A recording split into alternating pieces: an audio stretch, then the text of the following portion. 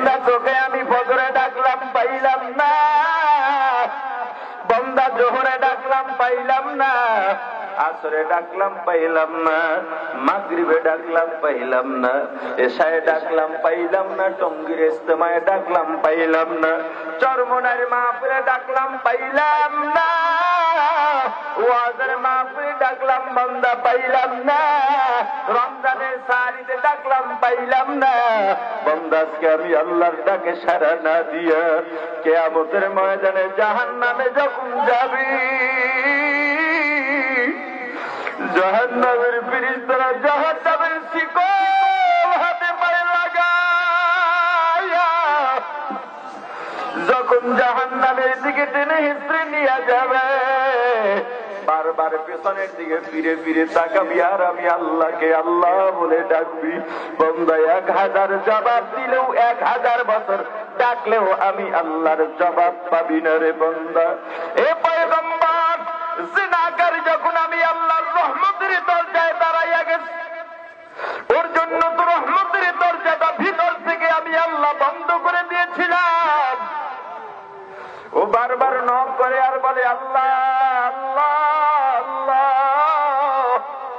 ভুল করছি আল্লাহ মাফ করে দেন, জীবনে আর অন্যায় করবো না।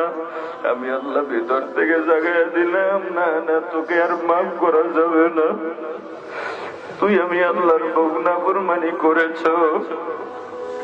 আমি আল্লাহর কুদরতি অন্তরে বড় কষ্ট দিয়েছ, আমি আল্লাহর ছেলে নাই, মেয়ে নাই, মা নাই, বাবা নাই, তোকে বড় আদর করে বেড়াইছিলাম। বান্দা এত সুন্দর করে আমি আল্লাহ তোকে বানাইছি, এত সুন্দর করে আমি আল্লাহর কাউকে বানাই নাই বান্দা, অথচ আমি তোর পথের দিকে কত তাকাইয়া থাকলাম, আমি আল্লাহর ডাকে সাড়া দিলি না।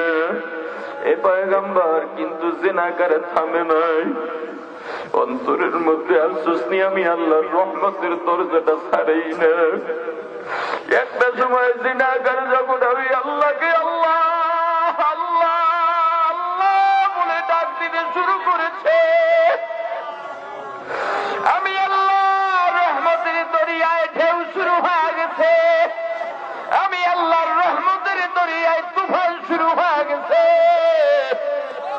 একটা সময় আমি আল্লাহর কুদরতি অন্তরে দোষ মেরে গেছে, আমি আল্লাহর রহমতের দরজাটা খুলিয়া আমার বান্দাকে আমি আল্লাহর কুদরতি কোলের মধ্যে উঠাইয়া